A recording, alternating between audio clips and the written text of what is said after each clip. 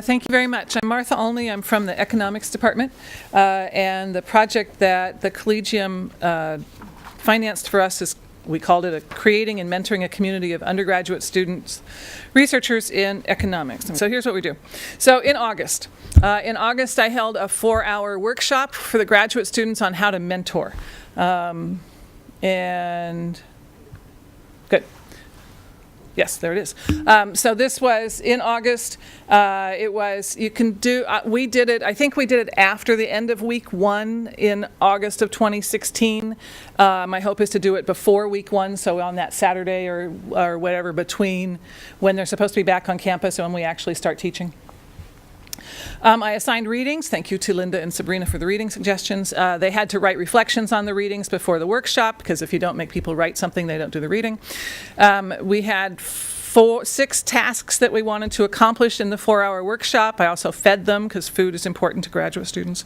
Characteristics of good mentoring, goal setting, ethical questions and conflicts, mentoring women and underrepresented minority students, interviewing and selecting mentees, and developing a contract between the mentor and the mentee. So we did all of this in 4 hours. So that basically, that's sort of what the SMART mentoring program does over about 6 or 8 or 12 weeks. And I just did it, made them work really hard, really fast, 4 hours, do the reading ahead of time, we're going to get this done. I probably could have had 5.5 hours to do it justice, but 4 is about all I can get out of the graduate students. After that, then we sent an invitation to the economics majors to sign up for the database, because out of that workshop came some tweaks that they wanted me to make to the form for the form that the undergraduates sign up on. One of the things that we added in the spring was the ability of an undergraduate to signal interest in up to 3 of the projects. So now the email that goes out to the graduate students, there's a link to this. For the summer, there were 17 different projects, and so it shows what the project is, that's the title, the abstract, and what tasks they anticipate the undergraduate RA doing. And they can signal interest in up to 3 of those. Signaling interest is something that's very common in economics. We do it in the job market. I give a link to the undergraduates about how this works in the job market and so on. And everybody likes that because it's making it much easier. You get a database of 130 potentials, and it was hard to sort, so this helps a lot in terms of the sorting. The database, the link to that, we have a weekly e-blast that goes to our majors. That gets sent out in that. The link does. You have to log in with your CalNet authentication, so you can't just be some schmo off of the street. Questions, name, available dates, fields of interest, courses completed, and so on. Previous experience, why do you want to be an RA? Foreign language proficiencies. A lot of our students are doing work where they need somebody who can read Mandarin or read French or some sort of archival work that they need to be able to read a different language than English, software, data, programming skills, and so on. There. The database is then sent to the graduate student mentors. The graduate students, they contact the students they want to talk to, and then I should put hire in quotes, they make arrangements with however many students it is that they need. Around week 3 or 4, once all of the contacting and arranging is done, we have a welcome reception. We issue an invitation to take part in a Facebook group. The Facebook group is for undergraduate RAs. It hasn't been very active. I'm going to skip that slide. And I keep it going because who knows, someday it may take off. We had a skills workshop that a couple of the graduate students did in week 4 or 5.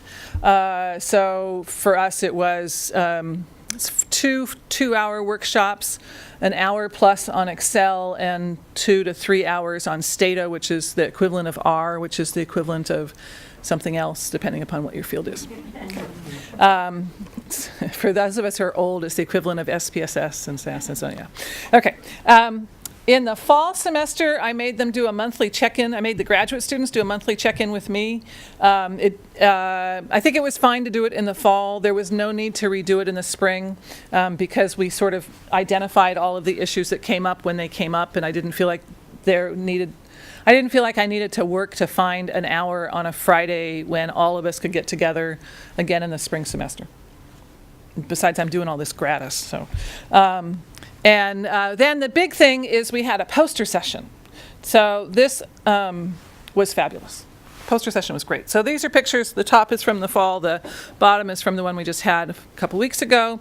The undergraduates incredibly excited about the poster session. The graduate students don't get as excited as undergraduates, but they were excited on that sort of scale. You know, undergraduates have this scale and graduate students have this scale. So. The posters emphasize not only the project, but also the contributions of the undergraduate RA. And then the posters remain on display in the hallway in Evans for at least a semester and maybe a year. I've always been very jealous of the science side of the fifth floor of Evans Hall because they have all these posters. And our walls are horribly boring. And so it's been my goal for a long time to get posters. So this was part of my goal. I actually was engaged in the SMART evaluation project. One of the findings was students' expectations, the mentors and mentees' expectations at the beginning of how much independence students would have in the research project was vastly different at the beginning. I mean, it got merged together. I wonder how, if you've seen that. No, I haven't seen that. I think that the fact that a lot of the people in the mentoring workshop had worked with undergraduate RAs the previous year, so that kind of an issue came up. So the students in the workshop, grad students in the workshop who were thinking, oh, I'll give them these tasks to do and send them loose. The other graduate students who'd worked with undergraduates said, that's not how it's going to work. So I think they got that cleared up at the workshop. Do you think that grad students would be would be interested in getting some kind of certification from you at the end for being mentors? Yes. I told them to put it on their CV. Yeah, but if you gave them something more formal.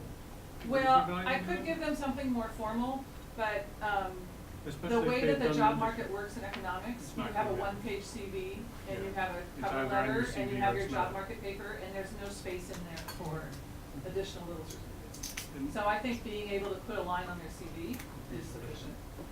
Yeah. And then also, I mean, I know what Jillian did was in her cover letter to the liberal arts colleges, she mentioned it in the cover letter, because I think that's the appropriate place to do it. But having a little. Yes. I was wondering if during the skills training that any of the students got training in library research? No. So it was, the skills workshop was run by the graduate students, and it was how to do Excel and how to do Stata. Because that's something that's common to almost all of these projects, and library research is not common to all the projects. So the students who were doing library research, did they need help, or did they manage I don't know. So I would imagine the ones, you know, if they're working in the Bancroft, which some of them were, then that you have to go and do your particular training in the Bancroft. I don't think we had any that were just doing sort of literature searches. Everybody was doing something with data. Sean, can we save your question for after so we get our last one? Okay, awesome. Thank you, Marcel.